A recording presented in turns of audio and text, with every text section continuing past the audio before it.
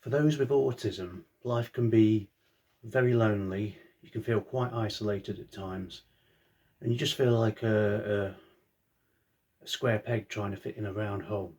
It is really difficult. It's really difficult to also get acknowledged in life and to progress.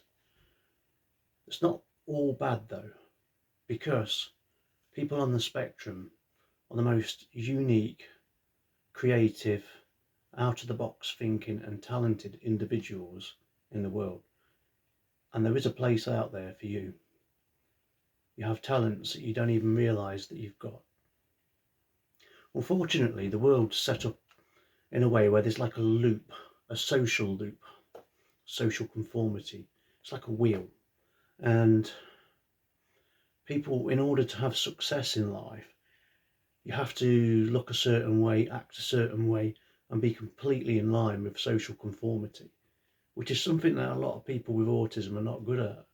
We've been called rebels, we've been called people that break the rules, but in general, we do really struggle to conform with society. What we need to do with this wheel, we need to break this wheel. We need to raise autism awareness, and we all need to work together to create a future where people with autism have more opportunities, because we have so much to offer the world. We have so much talent. It's took me personally 45 years to get a diagnosis, and it's been hard. And during that time I built up this really creative social mask. I could go out there and I could hold my own to a certain extent, but as soon as I was stressed by certain things, that mask would just slip off me, and all my autistic traits were literally there. Getting a diagnosis was very difficult. I first found out about my autism when I was 21 years old. I went and did a degree in psychology. I started doing a degree, and I spoke to my lecturer, and they said to me, "Why do you want to be here, and why are you so keen to stay back and learn?" And I just told him, I said, I don't feel like I identify with the world, I don't fit in. And we had a lot of discussions, and eventually he turned around to me and said, "Don't worry about it, Scott, it's okay." He says, "I think you have autism." And the more he studied into me, the more he was absolutely sure. So he goes to the doctors, and the doctor says to me, "I cannot diagnose you, you're too old. If you've lived with it this long, then you're going to be okay." It was an issue that kept coming up in work and with friends and life, that I would sometimes fall short because of my different ways, and I'd always bring up my autism and I'd never get taken seriously. And everybody would say, "Oh, you don't look like you've got autism, you look fine, you look normal." It's like, you've got to look a certain way to have autism. I don't know what that's all about, but it was difficult and it was absolutely draining. And I know that there's a lot of other people out there, adults in particular, that are undiagnosed. They have autism, but they don't know what to do, how to get a diagnosis, and what signs to look out for. So I got my diagnosis in the end by going through a counsellor that was really good when I was having a lot of difficulties. And that counsellor put me on track. It took me 3.5 years to get my diagnosis. And I feel so much better now I've got it. But today we're going to be looking at what signs to look out for if you do feel like you may be on the spectrum, and if you do feel like you're not getting the support that you deserve. So I've made a list here, and really, one of the first signs is sensory overload. Now, this is something I really struggle with lights, bright lights, noise. Paper bags drive me insane. I get really stressed out to the point where I go into meltdown. I get stressed out in crowds too. So sensory overload is one of the big things to look out for if you feel like you may have autism. And I think another sign you need to look out for is if you're really good at spotting small details. Now, that can apply to neurotypical people, but I know people like myself, I'm very, very focused on the small details that other people tend to miss. And a lot of people comment on that. So that's another area to look out for.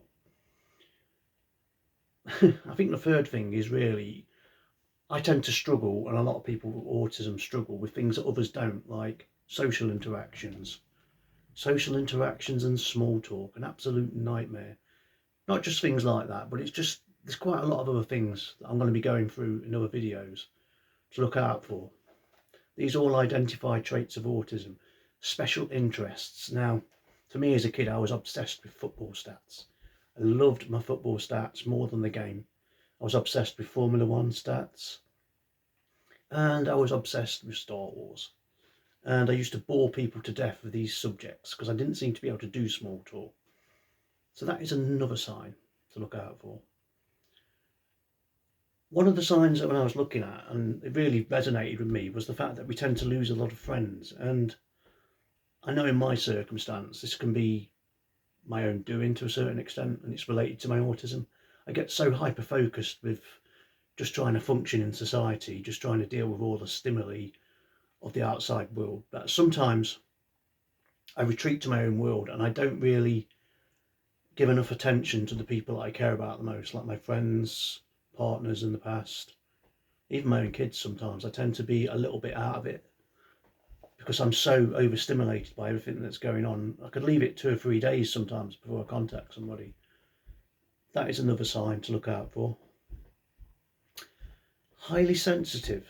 Now, a lot of people say that people with autism tend to be quite cold, tend to not really show a lot of emotion. I don't think that's true at all, because I'm one of the most sensitive people in the world. Like, literally, all I have to do is see an advert of an animal suffering or kids starving, and then I start to tear up, like literally. But I don't show other people that. I tend to keep these emotions to myself, and I think that's where a lot of people with autism generally get this label of not caring, because somebody tells us something that's really, really like sad or really disturbing. Sometimes it takes us a while to process it, and often we'll go home like 2 or 3 hours later, and then we'll be thinking about it and getting quite emotional. But it's just sometimes we just do not know how to react to that situation. Feeling like an outsider is one of them. Definitely felt like that, particularly in situations where people are doing the whole perfect social conformity. I don't really get that. It doesn't really resonate with me. I'm very direct. I would rather just get straight to the point, probably a bit too blunt at times. And it does leave us in a position where we feel like we are complete outsiders. So that is one other sign. Another thing is sign number 8, social downtime. Now, if I've had a day where I've been to work or I've been out with friends, I'm going to need 2 or 3 hours just to myself, just to shut everybody out and just to completely de-stress myself and get back to a normal level. Just doing something like listening to music or whatever. A lot of people do not really get this, but it's a strong autistic trait. Yeah, I do tend to, point number 9 is sometimes I tend to procrastinate a lot. I think about conversations that I've had 2 or 3 hours before, and I tend to not let things go. If something's really bugging me, I'm like a dog with a bone. I will literally get my answer for something that I need, whatever the consequences, or whether upset sometimes. I always need to know what's going on. So yeah, I would say another one is like, I have difficulty with my facial expressions, as you could probably see from the video at times. And I managed to put a good mask on this, but a lot of people with autism don't always tend to show a lot of emotion in their facial expressions. I tend to be like this in interviews, and I've been turned down for jobs before because they say to me, you've got all the qualifications, you're doing really well, you've got all the achievements behind you, but you don't show any enthusiasm. And nothing could be farther from the truth at all. Nothing. I tend to struggle a lot with monotony and daily tasks. So I'd say this is point number 11. I really do struggle with them at times, and that is a real common autistic trait because we need to be stimulated at times. And one of the things that I do have a lot is, yeah, this is definitely me. I tend to stim a lot. I'm doing it now. So if I'm in a situation where I probably feel uncomfortable or I'm out in public or whatever, I will either click my fingers or I'll start humming. And people are often saying to me, why are you humming? And I'm just like, it's just what I do. So it's just one of them things. I've definitely been labelled quirky, coming in at number 13. Yeah, I've been labelled quirky by many people before in the past. I think a lot of it is to do with the way I come across, the way I seem to be really knowledgeable in a lot of subjects that really interest me. But if you ask me something about the news or something that's happening in the world or soaps, I'm just not interested. I just do not have that knowledge at all. So yes, definitely labelled quirky. And I think finally one of the other ones is people with autism tend to get manipulated a lot. You do get wise to it as you get older and you become a lot stronger, but we tend to be probably a bit too trusting with people because we don't know the social games that a lot of people play. And generally at times when people are taking the mickey out of us, we don't even know. I was bullied a lot at school with this.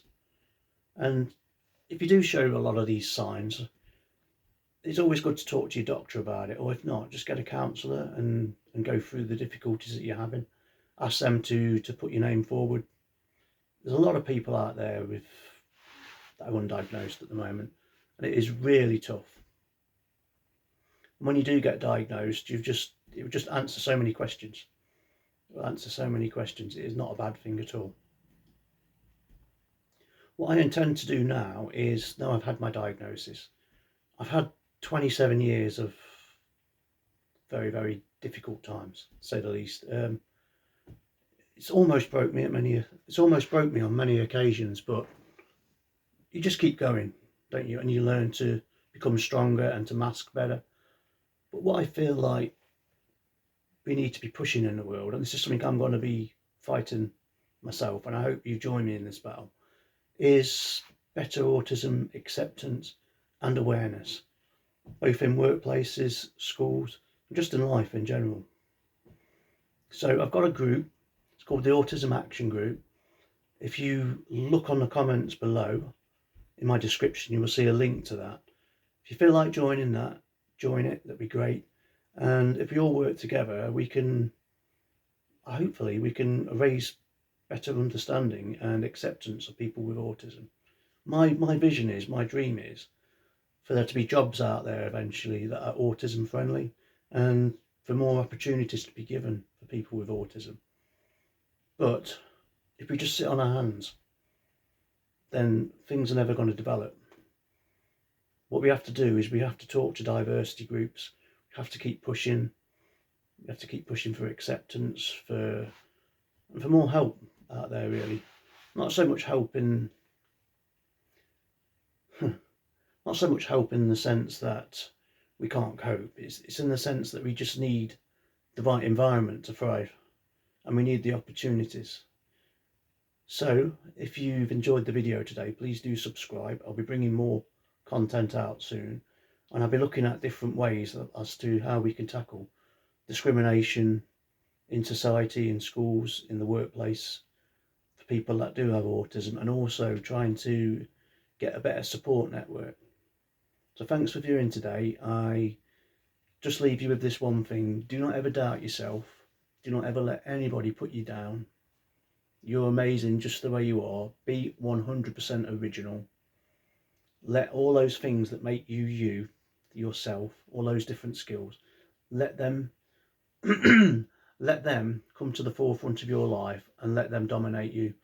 Do not let anybody ever drag you down. You're amazing just the way you are, and you have so much potential. So stay strong. Until the next time, bye.